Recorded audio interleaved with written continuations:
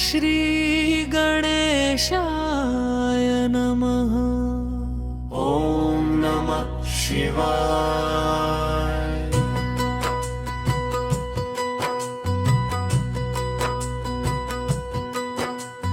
देवों के देव महादेव त्रिलोचन नीलकंठ पशुपतिनाथ कैलाशपति भगवान शिव को कोटि कोटि प्रणाम।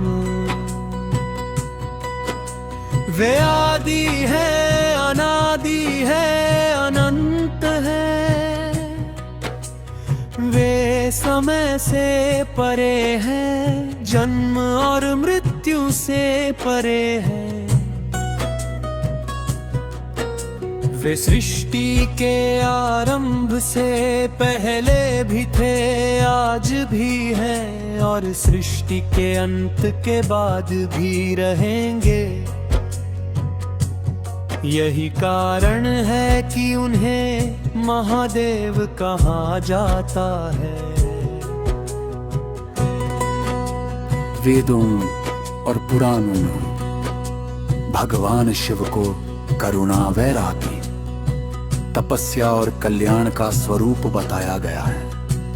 वे अपने भक्तों के बाहरी वैभव को नहीं बल्कि उनके हृदय की पवित्रता को देखते हैं। जो श्रद्धा सत्य और प्रेम से उनका स्मरण करता है उस पर भोलेनाथ शीघ्र प्रसन्न होते हैं। आइए सबसे पहले भगवान शिव का ध्यान करें। नमामि शमीशान निर्वाण रूपम विभुम व्यापकम ब्रह्मवेद स्वरूपम निजं निर्गुणं निर्विकल्पं निरीहं चिदाकाशमाकाशवासं भजेहम्। अर्थ, मैं उन भगवान शिव को प्रणाम करता हूँ जो मोक्ष स्वरूप, सर्वव्यापक, निर्गुण, निराकार और ब्रह्म स्वरूप है। वे संपूर्ण ब्रह्मांड में व्याप्त है और समस्त जीवों के कल्याणकारी है। भगवान शिव का स्वरूप अत्यंत अद्भुत और गहन अर्थों से भरा हुआ है। उनके मस्तक पर सुशोभित अर्धचंद्र हमें सिखाता है कि मन को सदैव शांत और संतुलित रखना चाहिए। उनकी जटाओं से प्रवाहित होने वाली मां गंगा ज्ञान, पवित्रता और जीवनदायिनी शक्ति का प्रतीक है।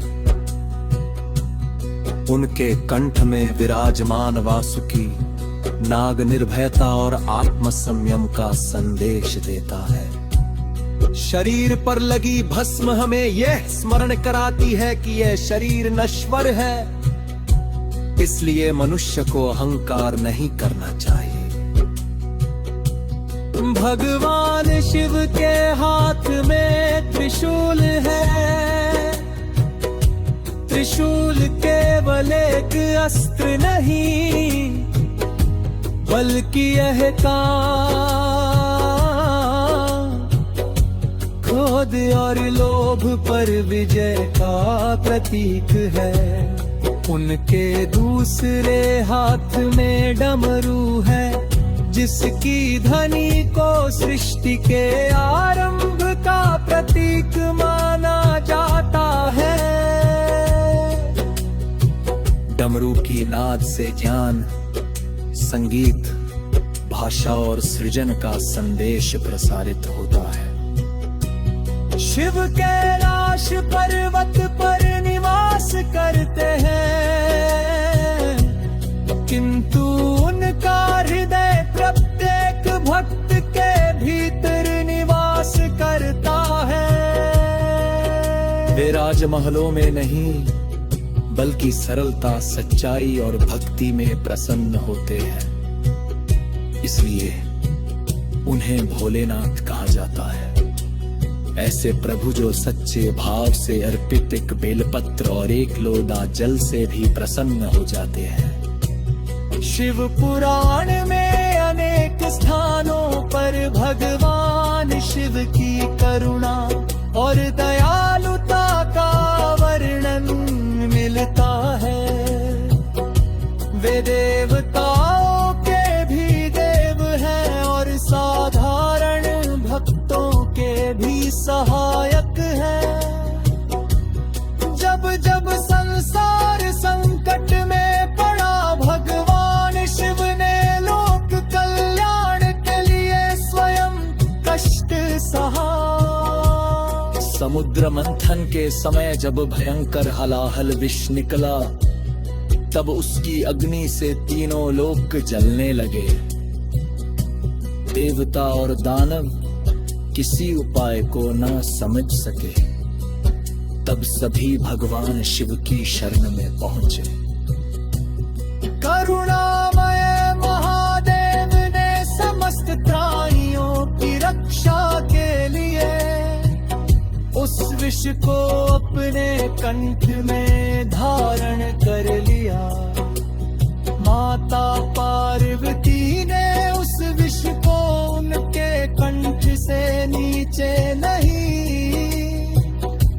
उतरने दिया, जिससे उनका कंठ नीला हो गया और वे नीलकंठ कहलाए।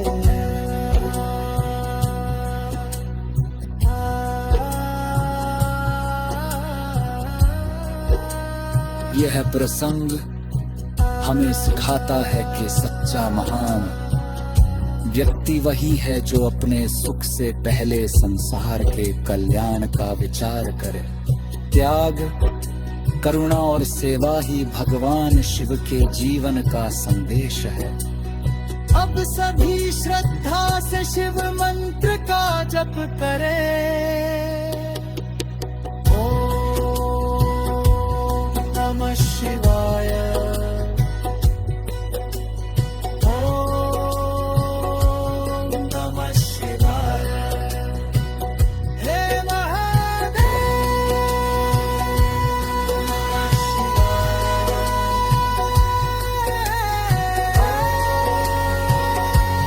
नमः शिवाय।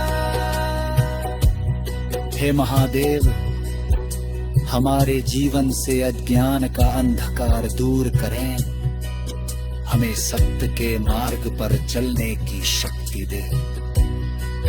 हमारे